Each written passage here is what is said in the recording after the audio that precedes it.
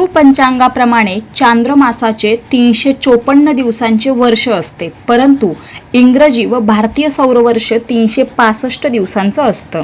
म्हणजेच प्रतिवर्षी 11 दिवस चांद्रमास वर्षात सौरवर्षापेक्षा कमी असतात आणि हा 11 दिवसांचा फरक काढून दोन्ही वर्षात मेळ घालण्यासाठी प्राचीन शास्त्रकारांनी दर 3 वर्षांनी अचूकपणे सांगावयाचे झाल्यास 32 महिने 16 दिवसांनी एक महिना अधिक धरावा असे सांगितले आहे. दर महिन्याला सूर्य एका राशीतून संक्रमण करतो, परंतु ह्या अधिक 13व्या महिन्यात सूर्याचे संक्रमण नसते, म्हणून याला मलमास असे सुद्धा म्हणतात व त्यास पुढील चांद्रमासाचे नाव देतात.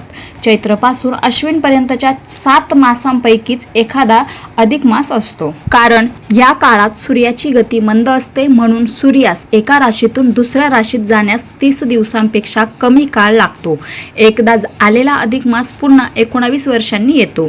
या अधिक मासात वर्ज्य असलेली कृत्ये देव प्रतिष्ठापना, गृहारंभ, वास्तुशांत, विवाह, उपनयन, तीर्थयात्रा, विशेष मंगलमय कार्य या महिन्याच्या स्वामी मुरलीधर श्रीकृष्ण भगवान विष्णू पुरुषोत्तम ह्या मासास पुरुषोत्तम मास असेही म्हणतात. म्हणूनच या महिन्यात विशेष करून श्रीकृष्णाची भक्ती, पूजा अर्चा, तीर्थस्नान, उपवास, व्रत, नियम आदीमुळे सुख शांती संसार सुख मिळते.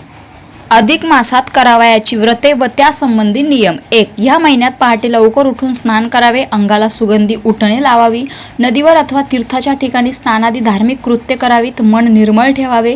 या महिन्यात आवळीच्या झाडाखालील स्नानाला विशेष महत्त्व आहे. 2. या मासात शक्यतो एक वेळेसच अन्न ग्रहण करावे, जेवताना मौन पाळावे. 3. अधिक महिन्यात रोज देवाजवळ दिवा लावावा आणि ह्या महिन्याच्या शेवटी तो ब्राह्मणाला दान द्यावा. 4. या महिन्यात आपल्याला आवडणाऱ्या वस्तूंचा त्याग करावा, उदाहरणार्थ एखादं फळ अथवा एखाद्या रंगाचं वस्त्र वगैरे. 5. या महिन्यातील दानाचे महत्त्व अनन्यसाधारण आहे. हिंदू धर्मात मुलगी आणि जावयाला लक्ष्मीनारायणाचा जोडा मानतात, म्हणून जावयाला तुपात तळलेले 33च्या पटीत अनारसे देतात. एका चांदीच्या अथवा तांब्याच्या तामणात अपूप म्हणजेच अनारसे ठेवून त्यावर तांब्याचा दिवा ठेवून तो लावून जावयाला देतात. अनारशाऐवजी बत्ताशे, म्हैसूर पाक वगैरे जाळीदार पदार्थ दिले जातात. या महिन्यात नारळ, सुपाऱ्या, फळं यासारख्या वस्तूसुद्धा 33च्या पटीत घेऊन दान करतात. पोथी वाचन आणि सत्संग. अधिक महिन्याची पोथी शुद्ध सात्विक मनाने रोज एक अध्यायाप्रमाणे महिनाभर वाचून शेवटी उद्यापनाच्या वेळी ब्राह्मणाला दान द्यावी. पोथी वाचन न जमल्यास निदान श्रवण तरी करावे. त्यामुळे भगवान पुरुषोत्तम श्री नारायण प्रसन्न होतो आणि भक्तांचे कल्याण करतो. अधिक मासात केलेल्या पूजेचे, तीर्थयात्रेचे फळ अनेक पटींनी मिळते. स्त्रियांना अखंड सौभाग्याचा व पुत्रपौत्रांचा लाभ होतो. अधिक मासात उपोषणा म्हणजेच उपवासाला विशेष महत्त्व आहे. उपवास एकभुक्त असावा, दिवसातून एक वेळ जेवावे व एक वेळ उपवास करावा. अयाचित म्हणजेच अकस्मात दुसऱ्याकडे जेवायला जाणे सुद्धा एकभुक्त असावे. उपोषण, पूर्ण उपवास दोन्हीही वेळा उपवास करणे. अशक्त मनुष्याने वरीलपैकी एखादा प्रकार 3 दिवस जरी करावा, न जमल्यास निदान 1 दिवस तरी करावा. महिनाभर तांबूलदान दिल्यास स्त्रियांना अखंड सौभाग्य प्राप्ती होते.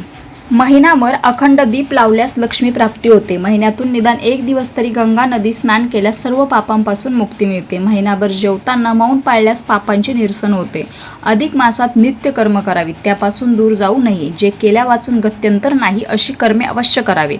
अधिक मास हा कालमापन शास्त्रातील एक प्रक्रिया आहे, त्यामुळे निज म्हणजेच मूळ मासातील धार्मिक कृत्य, विधी व व्रत वैकल्य अधिक मासात केली जात नाहीत.